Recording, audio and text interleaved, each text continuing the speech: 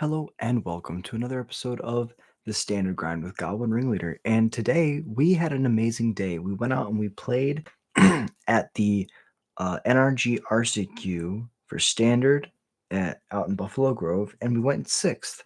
Round one, we played against Mono Red. It was a really close win, but we got there. Round two, we played up against, I think it was Domain, and we lost. And then we focused up, went and ate something, and came back. Round three, we played up against, who was it? Blue White. We played against Blue White. It was a very close win, but we got there. Round four, we played up against my friend Teddy.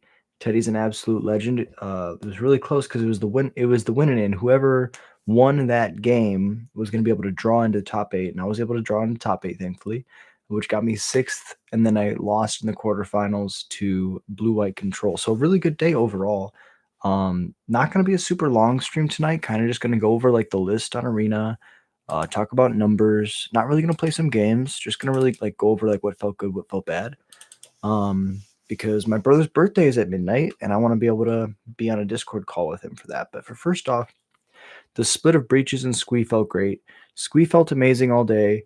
I think what I did last minute was I went to 1 and 3 because I didn't want 2 in my hand. The thing that I did to help the most was I took out the Obstinate Bailiffs and the Screaming Nemesis of the sideboard. Oh, come on. Screaming Nemesis. Leyline. Boom. And what I did is I played Twisted and Chandra. Twisted Fealty, Abrade, Torch Tower, Chandra, and 3 Paw Patch. Paw Patch felt really good. So this is what I did for the sideboard. I think that having the Abrades and the Torches were really important in my match versus the Red Mirror. The Red Mirror felt really close, and I think that being able to board into like a bunch of removal spells while still being the aggressor, because as crazy as it is, we can outrace mice pretty consistently.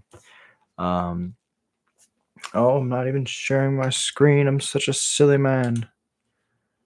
Okay, let me show you what we got.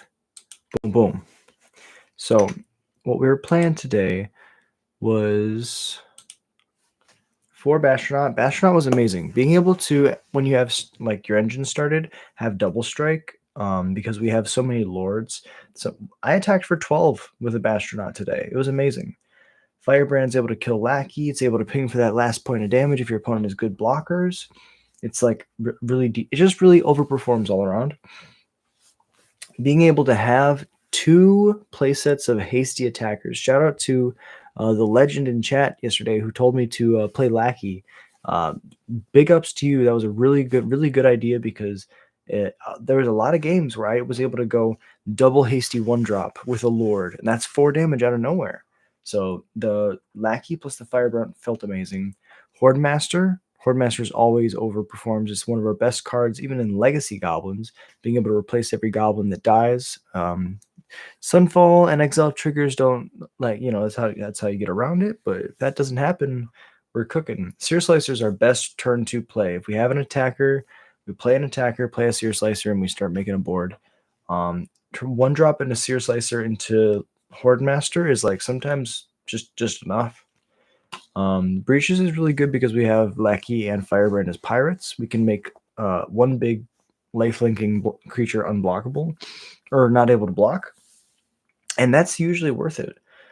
The Dropkick Bombers, I think I went up to 4 Dropkick Bombers and cut a Krenko because I didn't want to be flooded on my 4 drops. So the Lords, being able to have 12 Lords, 4, 8, 12, just felt so good. I was pushing a lot of damage. I was able to show people the power of the Goblins deck.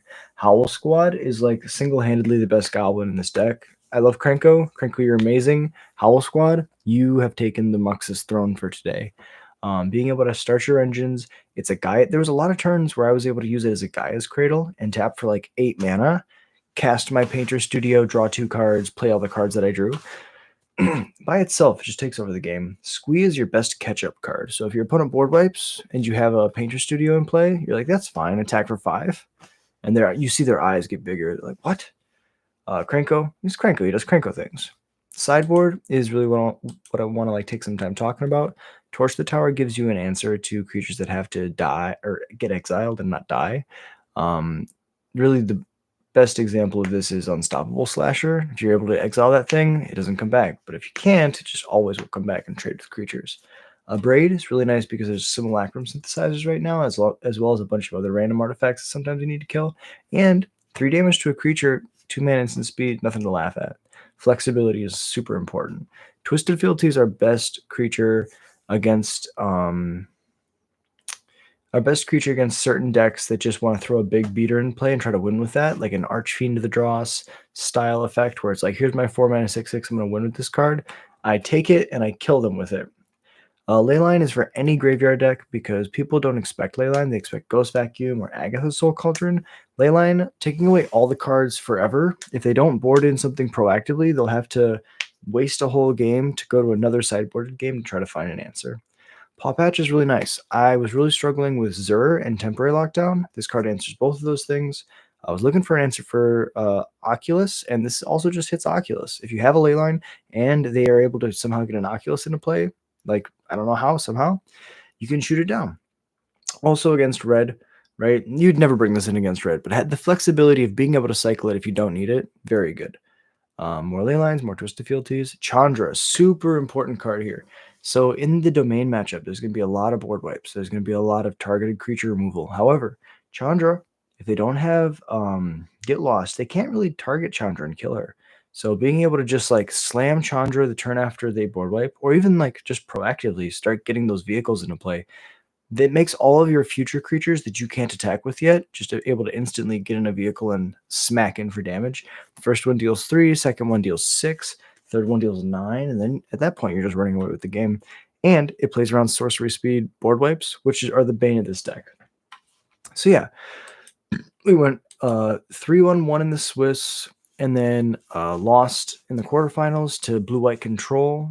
Really cool pilot, really great player all around. One of my favorite guys to talk to at the RCQs. It's always a great time at the RCQs. And so yeah, kind of a shorter video tonight. I really appreciate y'all being here. Just had to do a recap and quick deck tech before I'm gonna jump off, go hang out with my brother on Discord. But I'll be back tomorrow, 10:30 stream, and I hope you have a beautiful day. Goblin Ringleader out.